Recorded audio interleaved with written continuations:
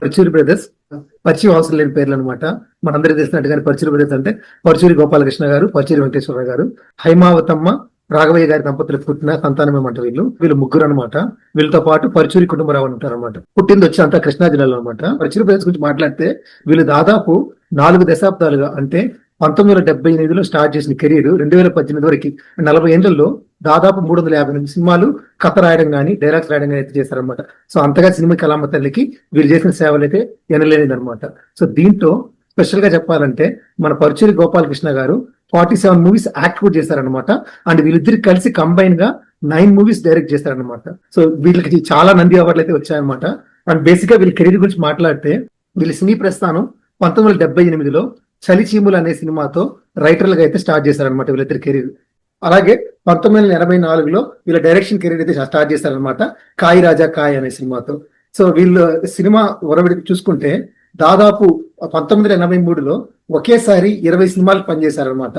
Which is actually record. ఒక writer గా 20 movies అనేది వర్క్ చేయడం అనేది చిన్న విషయం కాదు. సో ఇంకొకటి వస్తే మనం కంపేర్ చేస్తే పరుచూరి వెంకటేశ్వరరావు గారు, పరుచూరి గోపాలకృష్ణ గారు, కొంచెం పరుచూరి గోపాలకృష్ణ గారు కొంచెం రెవల్యూషనరీగా ఉంటారన్నమాట. ఆయన ఎప్పుడు కానీ ఆయన ఉంది ఆహారం కూడా ఎప్పుడు ఎర్రటవాలు వేసుకుని ఆయన రైటింగ్ లో కూడా విప్లవం అనే తాలూకా భావనలు అయితే మనకి కనిపిస్తూనే ఉంటాయన్నమాట.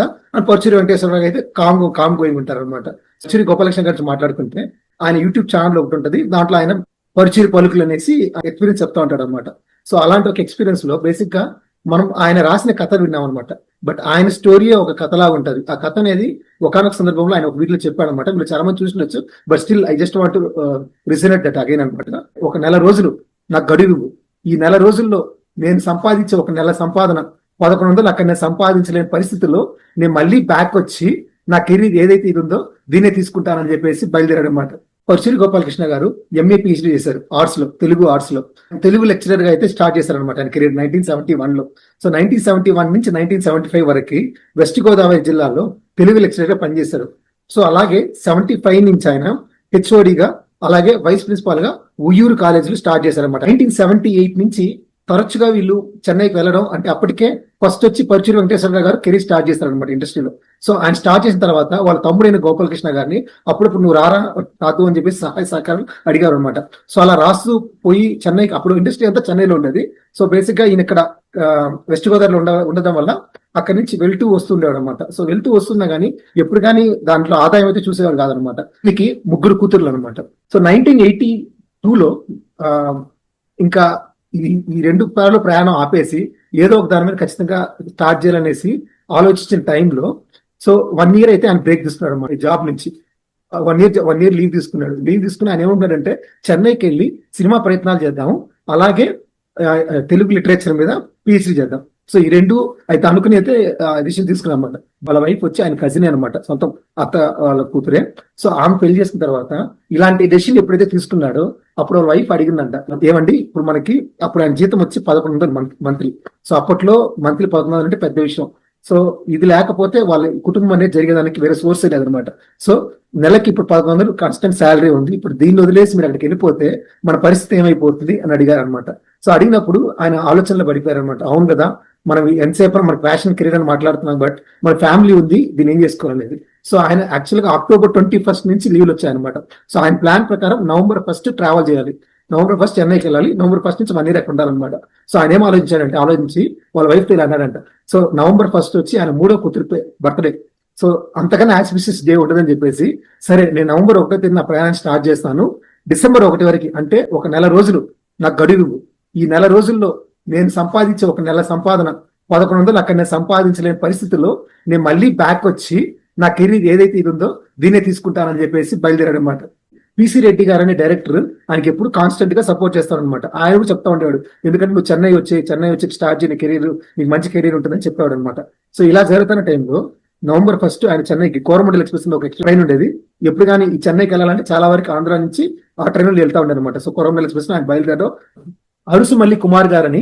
సో బేసిక్ గా ఈయన రాఘవేంద్రరావు గారిని లాంచ్ చేసింది అనమాట. సో రాఘవేంద్రరావు ఫస్ట్ సినిమా బాబు సినిమా, ఆ సినిమా ప్రొడ్యూసర్ వచ్చి అరుసుమల్లి కుమార్ గారు. సో ఈయనతో ఆయన క్లోజ్ గా ఉండడం వల్ల ఈ సాహిత్యంతో ఆయన ఆఫీస్ లోనే ఉండేవాడు అనమాట పరుచూరి గోపాలకృష్ణ గారు. సో ఇలా ఉండటంతో November 1 నుంచి స్టార్ట్ అయ్యి November 14వ తేదీ వరకు, అంటే దాదాపు 14 రోజులు ఆయనకి ఏం పని రాలేదు, అట్లే ఖాళీగా ఉన్నాడు. ఏం చేస్తాం తెలియకుండా ఒక సందిగ్ధంలో ఉన్నాడు అనమాట. సో ఎప్పుడైతే 1 month ఛాలెంజ్ తీసుకుని అక్కడికి వెళ్ళాడో, వెళ్ళక ముందు కూడా అయినా మరీ కాకతీయంగా ట్రైన్ లో అప్పుడు మనము వెయిట్ చేసుకుంటే వెయిట్ మిషన్ లో ఒక వెయిట్ తో పాటు వెనకాల మనకు ఒక సూప్ వచ్చేది అనమాట. సో ఇలాగ దాన్ని ట్రై చేసిన ఆయన దాంట్లో ఆ సూప్ చూసుకుని, అంటే నీకు ఒక దారి మూసకపోతే ఇంకో దారి నీకు ద్వారం తెచ్చుకుంటుంది అని చెప్పడంతో ఆయన బాట ముళ్ళ బాట కాదు మంచి బాట అవుతుంది చెప్పేసి నమ్మకం తెలియదు అనమాట. సో November 14th, సో అప్పటికి ఒక సినిమా వచ్చి డిస్కషన్ జరుగుతాము, స్టోరీ డిస్కషన్. దాని సినిమాకి డైరెక్టర్ వచ్చి బాపయ్య గారు. ఆ సినిమా పేరు వచ్చి నివురు గప్పిన నిప్పు. నివురు గప్పిన నిప్పు అనే సినిమా బేసిక్ గా శివాజీ గణేషన్ గారు, కృష్ణ గారు వీళ్ళిద్దరి కాంబినేషన్ లో సినిమా అనమాట. సో ఈ సినిమా స్టోరీ అంతా ఓకే అయిపోయినా కూడా క్లైమాక్స్ ఓకే అవ్వాల. చాలా రోజులుగా డిస్కషన్ జరుగుతుంది, ఇలా క్లైమాక్స్ అలా క్లైమాక్స్. ఎందుకంటే ఒక స్టోరీ శివాజీ గణేషన్ గారికి నచ్చితే కృష్ణ గారికి నచ్చదు, కృష్ణ గారికి నచ్చితే శివాజీ గణేషన్ గారికి నచ్చదు అనమాట. ప్రొడ్యూసర్ ఎవరైతే ఉన్నాడో ఆయన బేసిక్ గా మన గోపాలకృష్ణ గారిని పంతులని పిలిచాడంట. సో అలా పిలిచి ఒకరోజు, పంతులు నువ్వు రైటర్ అంటున్నావు కదా, నీకు ఒక ఛాన్స్ ఇస్తాను, ఒకసారి నీ వల్ల ఏమవుతుందో రాసి చూపి అని చెప్పేసి ఆ స్టోరీ చెప్పారనమాట. ఈ స్టోరీ దీని క్లైమాక్స్ వేరే వర్షన్ రాయగలుగుతావు, రాసి ఇవ్వవా అని అడిగాడంట. సో అడిగినప్పుడు అలాగే నేను రాసిస్తానని చెప్పాడంట. సో రాసి ఇవన్నీ అందరూ అలాగే ఉంటే ఆయన వచ్చి మొహమాటంటే, మీరు అందరూ ఇక్కడే ఉంటే నాకు కొంచెం మొహమాటంగా ఉంది, మీరు కొంచెం నాకు స్పేస్ కానీ ఇవ్వగలిగితే నేను రాసుకొని వస్తానని చెప్పారంట.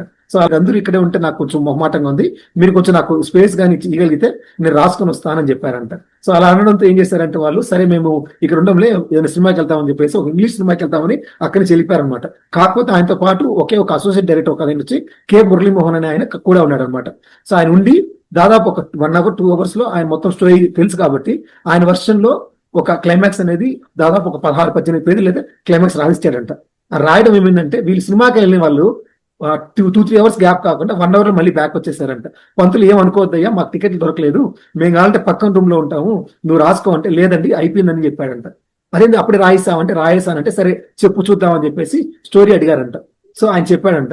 సో డైరెక్టర్ ప్రొడ్యూసర్ గారు అయితే కంప్లీట్ కన్విన్స్ అయిపోయారు, బ్రహ్మాండంగా రాసావు అని చెప్పేసి. సో ఆయన ఏం చేశారంటే, ఫస్ట్ ఫ్లోర్కి వెళ్ళి ఆ సినిమా తాలూకు డైరెక్టర్ కాల్ చేసి, మన స్టోరీ క్లైమాక్స్ రెడీ అయిపోయింది, నువ్వు రా అన్నారంట. సో అనడం ఆ బాపయ్య గారు వచ్చి, సార్ ఇప్పుడు మీకు నచ్చిందని చెప్పారు, నాకు నచ్చలేదంటే అతను నన్ను ఫీల్ అవుతారు కదా, మీరు అంతే లేదు నచ్చకపోయే పరిస్థితి లేదు, ఖచ్చితంగా నచ్చుతుంది, నువ్వు వచ్చి విను అని చెప్పారంట. సో వినడం, వాళ్ళిద్దరికి కూర్చొని సిట్టింగ్ వినిపించడం ఇద్దరికి బాగా నచ్చింది అనమాట. సో దీని తర్వాత మెయిన్ వచ్చి శివాజీ గణేషన్ గారికి చెప్పాలి, కృష్ణ గారికి చెప్పాలి. సో ఇక్కడ రీడింగ్ కూడా వెళ్ళిన శివాజీ గణేషన్ గారికి చెప్పడం, కృష్ణ గారికి చెప్పడం, ఇద్దరికి నచ్చడం, ఒప్పించడం అంతా అయిపోయింది అనమాట. సో ఇదంతా అయిపోయిన తర్వాత ఏఎల్ కుమార్ గారు వచ్చి ప్రొడ్యూసర్ వచ్చి, సరే ఇలా రాసావు కదా, నీకు ఎంత కావాలి డబ్బు అడిగారంట. డబ్బులేం వద్దు సార్, నాకు తెలిసింది చేశాను, ఇదే చాలు అని చెప్పేసి ఆడికి ఆపేశారంట. సో అప్పటికి ఆయన సినీ ప్రస్థానం అయితే అక్కడతో స్టార్ట్ అయినట్టు లెక్క అనమాట.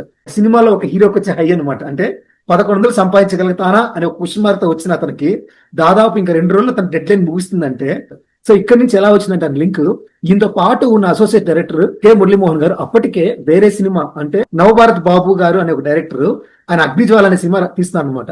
ఆ తాలూకు వర్క్ జరుగుతున్నప్పుడు ఆయన దాకా వెళ్ళింది అనమాట. ఈ మురళీమోహన్ గారు వెళ్ళి, ఇలా ఒక రైటర్ ఉన్నాడు, అతని దగ్గర ఒకసారి నువ్వు మాట్లాడంటే, సో మన పరుచూరి గోపాలకృష్ణ గారిని పిలుచుకొని వచ్చి అడిగారంట. ఈ స్టోరీ చూపించి చెప్తే ఆయన అన్నాడంట, సో ఇది బేసిక్ గా క్రైమ్ స్టోరీ లాగా ఉంది, ఇలా కాకుండా ఒక అక్క ఇద్దరు తమ్ముళ్ళ స్టోరీ లాగా చూపించి దీంట్లో అండర్లైన్డ్ గా మాత్రం క్రైమ్ చెప్తే మాత్రం మంచి సినిమా అవుతుంది అనేసి కన్వే చేశారంట. ఈ సినిమా అప్పుడు రైటింగ్ అయితే ఉంది, కానీ లేటెస్ట్ గా ఇది 10 నెలల తర్వాత 7 years తర్వాత మోహన్ రావు గారితో మళ్ళీ చేశారనమాట సినిమా. కానీ ఈ సినిమా రైటింగ్ అనేది మాత్రం అప్పుడే 1983లోనే జరిగింది అనమాట. November 14th ఎప్పుడైతే ఈ సినిమా రాశాడో, November 21st నవభారత గారు బాబు పిలిపించారు. సో అక్కడి నుంచి ఒక 1 week టైం తీసుకుని November 28th కి ఆ సినిమా రైటింగ్ అయితే ఫినిష్ చేశారనమాట. సినిమా రైటింగ్ ఫినిష్ చేయడానికి ముందే ఎంత కావాలి చెప్పు అంటే, అప్పుడు బేరసార్ అని మాట్లాడితే 15,000 అడిగారంట. సో అప్పటికి ఏ రైటర్ కూడా అంత ఛార్జ్ చేసింది లేదు, బట్ స్టిల్ ఆయన అడిగాడంట, 15,000 అని అడిగారంట. అడగడంతో ఏమంటే, ఇంతవరకు ఎవరు అడగలేదు కానీ అడుగుతాం అంటే, లేదు సార్ మీకు నచ్చితే 15,000 ఇవ్వండి, లేదంటే ఎప్పుడైతే నేను November 14th ఇలా రాసిచ్చానో ఫ్రీగా రాయిచ్చేస్తా తీసుకో అన్నారంట. సో ఆయన డెడికేషన్, అది మాట్లాడే యాటిట్యూడ్ ఏదైతే ఉందో అది ఆయనకు నచ్చి 5,000 రూపాయలు అడ్వాన్స్ ఆయన చేతికి ఇచ్చి, మిగతా 10,000 నేను సినిమా తర్వాత ఇస్తానని చెప్పి తీసుకున్నమాట. అంటే ఒక సినిమాలో ఒక హీరోకి వచ్చే హై అనమాట. అంటే 1100 సంపాదించగలుగుతానా అనే ఒక క్వశ్చన్ మార్క్ తో వచ్చిన అతనికి దాదాపు ఇంకా 2 రోజుల్లో తన డెడ్ లైన్ ముగుస్తుందంటే, ఆ 2 రోజులకు ముందు November 28th వచ్చి 5,000 రూపాయలు ఆయన చేతిలో చూసుకుని, ఇది నేను మా వైఫ్కి వెళ్ళి ప్రూవ్ చేయబడతాను అని ఒక సంతోషంతో ఉన్నారనమాట. నా చేత నేను చాలా మందికి ఇచ్చాను, రాజేంద్ర ప్రసాద్, నరేష్, ఇలా చాలా మంది గొప్ప గొప్ప వాళ్ళకి ఇచ్చానయ్యా, నువ్వు వద్దు తీసుకో, పెద్ద స్థాయికి వెళ్తాం అని చెప్పేసి తీసుకున్న తర్వాత November 29th వచ్చి ఆయన ట్రైన్ లో ఎక్స్ప్రెస్ కి బుక్ చేసుకున్నారు అనమాట ఊరికి వెళ్ళడానికి. ఊరికి వెళ్ళడానికి బుక్ చేసుకున్నప్పుడు సో కరెక్ట్ గా పిసి రెడ్డి గారి అసిస్టెంట్ ఒక ఆయన వచ్చి, మీరు ఏమనుకోకపోతే పిసి రెడ్డి గారు పిలుస్తున్నారు, ఒక సినిమా తాలూకు రైటింగ్ కొంచెం పెండింగ్ ఉంది, ఈ రోజు మీరు రాసేయండి, రేపు బండికి మేము పంపిస్తామంటే సరే అని ఒప్పుకొని మళ్ళీ తిరిగి వస్తాడు అనమాట. అంటే ఆయన బేసిక్ ఏమంటే పిసి రెడ్డి గారు అనే అతను నాకు దేవుడు లెక్క, ఆయన రాయిపోతే ఎలా అని చెప్పేసి బ్యాక్ వచ్చి ఆ స్టోరీ అంటే బంగారు భూమి అనే ఒక సినిమాలో దాదాపు ఒక 16 సీన్లు మిగిలిపోయాయి అనమాట. అంటే ఆ సినిమా తాలూకు మోత్కురి జాన్సన్ అనే ఆయన పాలిటిక్స్ కి వెళ్ళడం వల్ల ఆ సినిమా అలాగే ఆగిపోయింది. అంటే ఇంకా నెక్స్ట్ 2 రోజులు షూటింగ్ లేదు, దానికి సంబంధించి రైటింగ్ లేదు. సో అప్పుడు పిసి రెడ్డి గారు వచ్చి చెప్పడం లేదు, ఎందుకంటే ఈ స్టోరీతో ఆయన ఆల్రెడీ మూవ్ అయ్యాడు అనమాట పచ్చి గొప్ప. సో ఆయన కొత్తగా దీని గురించి ఇంట్రడక్షన్ అవసరం లేదు. సో అలా ఒక 2-3 సీన్లు రాసి చెప్పమంటే ఆయన చెప్పిన మాట ఏమంటే, ఎలాగో పొద్దున వరకు ఉంటున్నాను కాబట్టి 2-3 సీన్లు ఎందుకు, ఆ 16 సీన్లు నేనే రాయిచ్చేసి వెళ్ళిపోతానని చెప్పేసి ఓవర్ నైట్ కూర్చొని రాశాడనమాట. రాసిన తర్వాత ఆ సినిమా ప్రొడ్యూసర్ వచ్చి వెంకన్న బాబు గారు అనమాట. సో బేసిక్ ఆయన ఆఫీస్ లో రాయడం వల్ల తెల్లవారుజామున ప్రొడ్యూసర్ వచ్చాడనమాట. రావడం అంటే ఈయన చూసి ఎవరైతే ఇక్కడ ఉన్నాడు అంటే ఆయన వచ్చి షూటింగ్ క్యాన్సిల్ అయిన మూడ్ లో అనమాట. బట్ ఆయన రావడం ఇతను అని చెప్పేసి తేలిగ్గా మాట్లాడి పైకి వెళ్ళేసరికి పిసి రెడ్డి గారు ఆయన ఏమనద్దండి, మన సినిమా ఆక్కుని దానికి కారణం ఆయన అని చెప్పేసి దాని తాలూకు సీన్స్ ఆయనకి వినిపించిన తర్వాత ఆయన చేతిలో 10,000 రూపాయలు అంటే తీసుకొని పక్కన వాళ్ళ దగ్గర 116 రూపాయలు తీసుకొని 1116 ఆయన చేతికి ఇచ్చారంట. ఆయన వద్దు రెసిస్ట్ చేసినా కూడా నా చేత నేను చాలా మందికి ఇచ్చాను, రాజేంద్ర ప్రసాద్, నరేష్, ఇలా చాలా మంది గొప్ప గొప్ప వాళ్ళకి ఇచ్చానయ్యా, నువ్వు వద్దు తీసుకో, పెద్ద స్థాయికి వెళ్తామని చెప్పేసి తీసుకున్న తర్వాత అంటే 5,000 ప్లస్ 1,116 6,116 రూపాయలు సంపాదించి నెక్స్ట్ రోజు ట్రైన్ దగ్గరికి వెళ్ళి ఎక్కబోతారనమాట. ఎక్కుతుంటే కరెక్ట్ గా అదే టైంలో ఇంకొక అసోసియేట్ డైరెక్టర్ వచ్చి 5,000 రూపాయలు అంత చేతికి ఇచ్చారనమాట. ఎందుకంటే నెక్స్ట్ సినిమా తాలూకు అడ్వాన్స్ ఇది, అంటే నువ్వు ఎవరైతే ప్రొడ్యూసర్ రాయించావో ఆయనకి నీ వర్క్ నచ్చింది, ఆయన నెక్స్ట్ సినిమాకు బుక్ చేసుకుంటున్నాడు, నీ భార్యతో పని వేసి వచ్చావు కాబట్టి ఒకవేళ నువ్వు ఇండస్ట్రీ తిరిగి రాకపోతే అది ఇండస్ట్రీకే జరిగే నష్టం అని చెప్పేసి భావించిన ప్రొడ్యూసర్ ఆయన ఇంకొక 5,000 వేయడం వల్ల మొత్తం 11,116 రూపాయలు డబ్బులు తీసుకుని ఆయన పెట్టిలో తీసుకుని వెళ్ళాడనమాట. సో వెళ్ళేటప్పుడు ఏమైందంటే యాక్చువల్ గా ఈయన స్టార్టింగ్ ఏ రోజైతే బయలుదేరాడో ఆ రోజు వైఫ్ అనిందంట, ఎప్పుడు కానీ మీరు చెన్నైకి వెళ్ళినప్పుడంతా కూడా ఏదో నాకున్న గోల్డ్ తాకట్టు పెట్టి మిమ్మల్ని పంపించిన తప్పితే అక్కడి నుంచి ఎప్పుడు డబ్బులు అయితే వచ్చింది లేదు, ఎప్పుడు అడపదడప మీరు పిల్లలకి గౌన్లు మాది తీసుకొచ్చారు, దాని తప్పితే ఇంకేం లేదు. సో ఇవన్నీ ఆయన మైండ్ లో నడుస్తా ఉంటే రిటర్న్ వచ్చాయనమాట.